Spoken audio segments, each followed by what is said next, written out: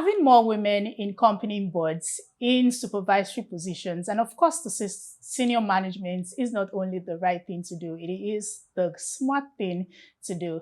Thank you for joining me on today's episode of the Women Series, where we capture developments and stories that impact women. My name is Ayomide Oguntoye. Today, it is such an honor to be speaking with Dr. Ije Jidenma, the President and the Chairman Governing Council of the Institute of Directors Nigeria. Hello, Ma. Good afternoon. How are you doing? Good afternoon. You're welcome. Thank you for having us. Thank you.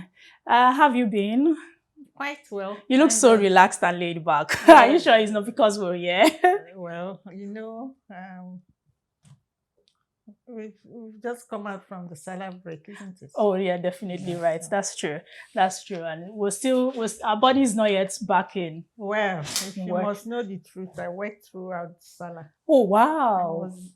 Really, some of us were out there scamming and ramming out for meat. Yes. But anyway, it's so good to have you on the Women's Series program. Thank you for giving us the opportunity. Let's quickly go straight into what we have to talk about today. Today, we're talking about improving gender diversity across corporate boards in Nigeria. I mean, they've seen quite a number of trends and a growing trend for women in corporate boards and, of course, holding key positions in the corporate world, right? And of course, you lead the prestigious Institute of Directors Nigeria at a time where we're seeing more women engaged in appointments as either chairperson or members of corporate boards, which of course is quite commendable and interesting to see at this point. How would you assess this trend, and how critical would you say the gender diversity for boards is in Nigeria? Thank you very much. You're welcome. Yes. The trend is a global trend. It's not peculiar to Nigeria. But I think it's the right way to go. Because it's not something that is built on nothing. There have been research and evidence that boards that are diverse, I mean, in terms of gender, right, that is where you have men and women. That they actually perform significantly better than homogeneous boards where you have only women or only men.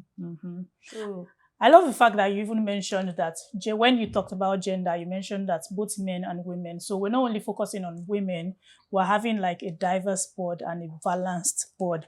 Now, the IOD Nigeria is at the forefront of deepening governance and capacity building for directors in the country. Could you share with us some of how the Institute has been supporting the advocacy for gender diversity in corporate boards? I mean, we have you as a woman, so yes, how is the corporate I board? must commend the Institute in right, what they're doing, because what we have done is that we have realized the need to have, gender diversity, if I may use that word. Right. But personally, I prefer to say gender partnership. Okay, right. Because that's what it is. A good illustration is that you cannot run with one leg or you fly with only one wing. Right. So it's to optimize the talents and potentials that we have.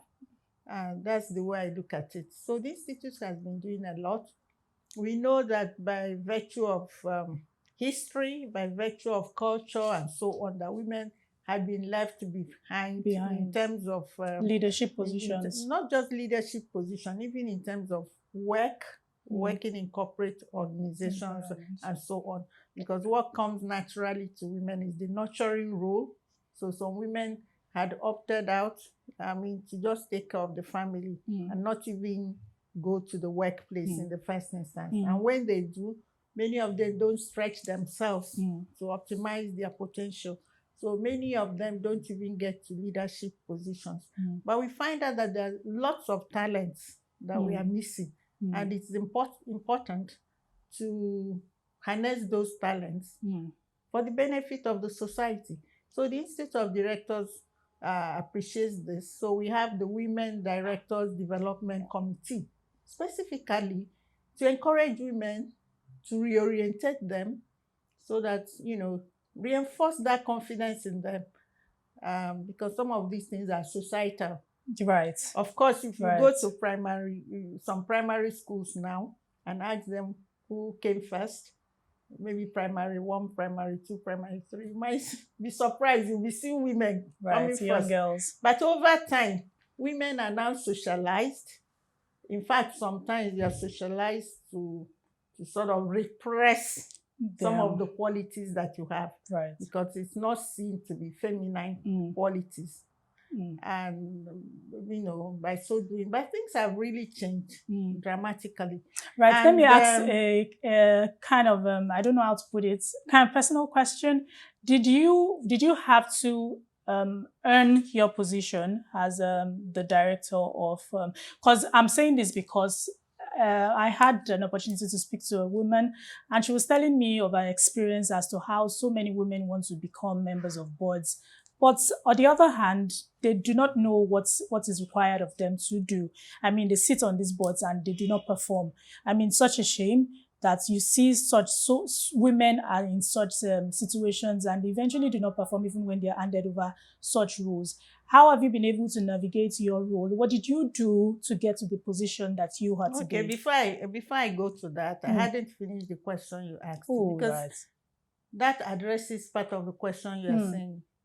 Because the setting of the Women Directors Development Committee is to focus specifically on women and address those things where they're not doing well in. Some women some are too shy, some are already oriented in a way that they do not bring out the latent talents in them. So we use that platform to sharpen those skills. We do mentorship, like fireside chats. We have one tomorrow, where we bring women who have really achieved to talk with them, share the challenges they have along the line, how they were able to overcome them, sort of boost their confidence, and that sort of thing. We also have a business luncheon, which we invite notable people across the industry, not just women, both men and women, and so that these people will learn. And then other training and capacity building programs, workshops, as well as conference. So if you want to look at it personally, in terms of personal, I think you are asking the wrong person, because right from time, in my mind, I never had that feeling that women are inferior in any way. In fact, personally, I quarrel with this thing, gender equality, because I said, by putting equality at the forefront, it means that ab initio, you're accepting that you are even, there's something to me, is an issue of complementarity. The two genders complementing each other. It's been proven that there's something unique that women bring to the table, right? I'm also one of those that believe that men and women are different. They're not the same. Definitely. So I think we need to accept that.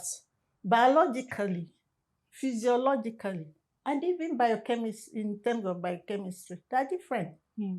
So it's not necessary. The women are not trying to be men, and men are not trying to be women. The main thing is to harness the talents. And in fact, different periods had required different competencies for excellence. Definitely. And I think this is the period for women. 21st century is the century of women. Ask me why. Because in leadership, things like multitasking is that comes naturally for women is there. Things like empathy, that before, in terms of leadership attributes, we do not see people just discard. Things like your ability to even listen well and listen attentively. There are so many things that are coming to the fore before that we are not highly prized. So for me, I've always believed that the humanity of people, whether they are male or female, that should not stop them from optimizing their talents. And that had been the case, whether in school or whether at the workplace. But I must also say, I'm not saying that one has not experienced discrimination and all that, but I think it's all in the mind.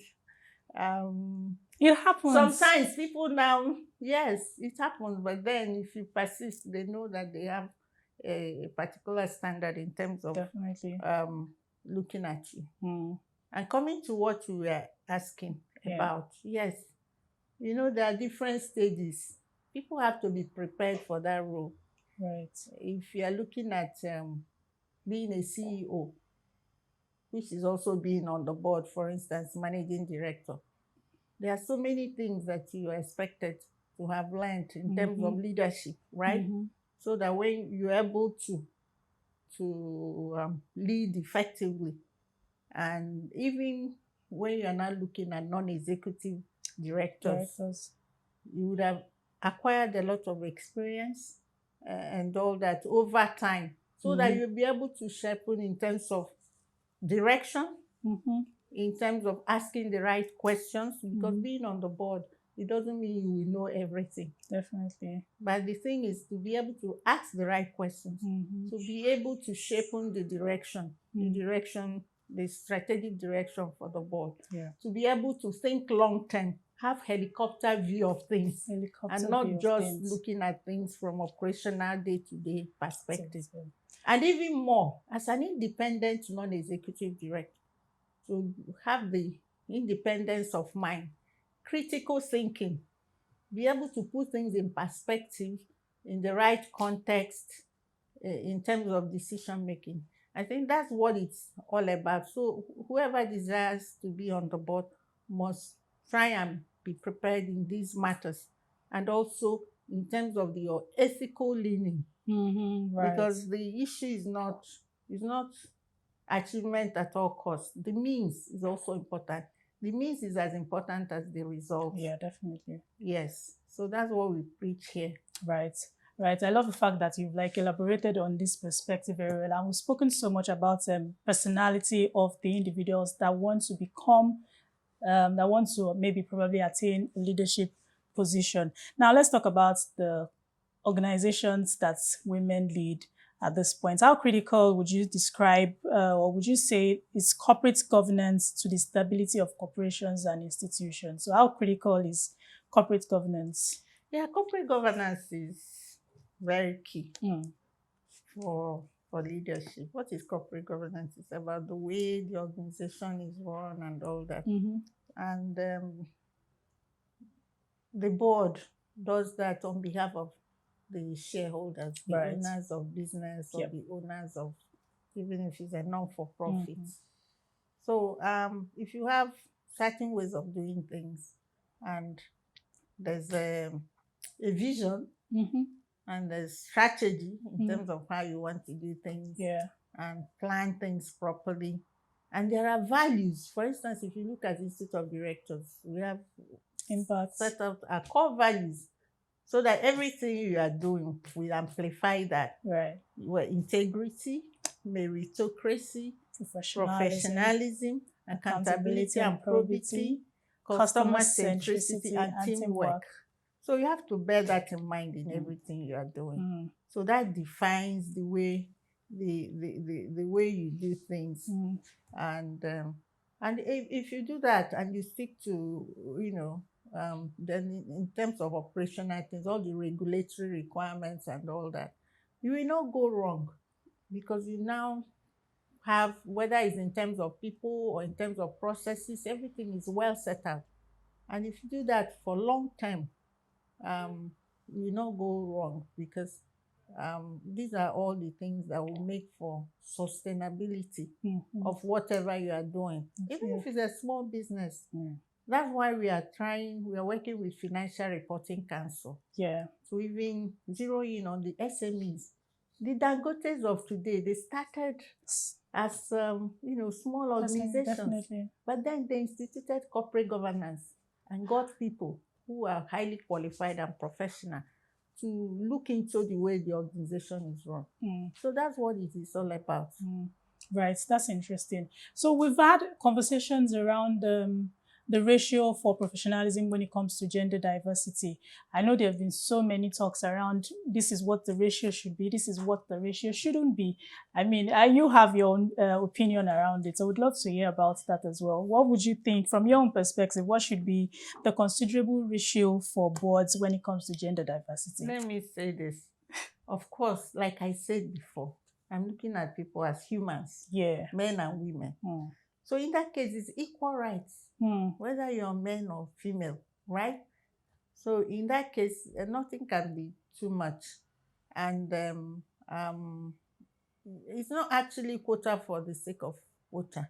But of course, there has to be fairness. For instance, some of the things they're asking at the National Assembly that have been put forward are things that are just, if you make deduction, you see it's just about fairness. If a woman is married and she cannot even 5 years down the road be able to claim the state of her husband, for her husband, or if you're married to a foreigner, you cannot, and yet your male counterpart can do same. It's just about fairness. Because when we overstate these things, it's as if we are asking for something out of this world. It's nothing out of this world. And in fact, some of the men realize that, the ones we call male champions, some of the things we do, we even invite the men because they know. A good example is the banking sector, banking industry, where some of these things were promoted in terms of representation. A circular was passed in 2013 in terms of number of a percentage of women in senior management and in the board. In the board, at least minimum of 30%. And they've been trying to do that. Because what it means is that it's not about lowering standards. It's about go and fish out those women who have these qualities. And that's part of where Institute of Director comes in.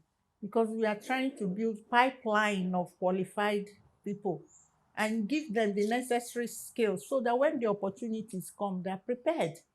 For instance, we have the Independent Directors Register, where we train people in terms of how to be independent and also to discharge your work very well.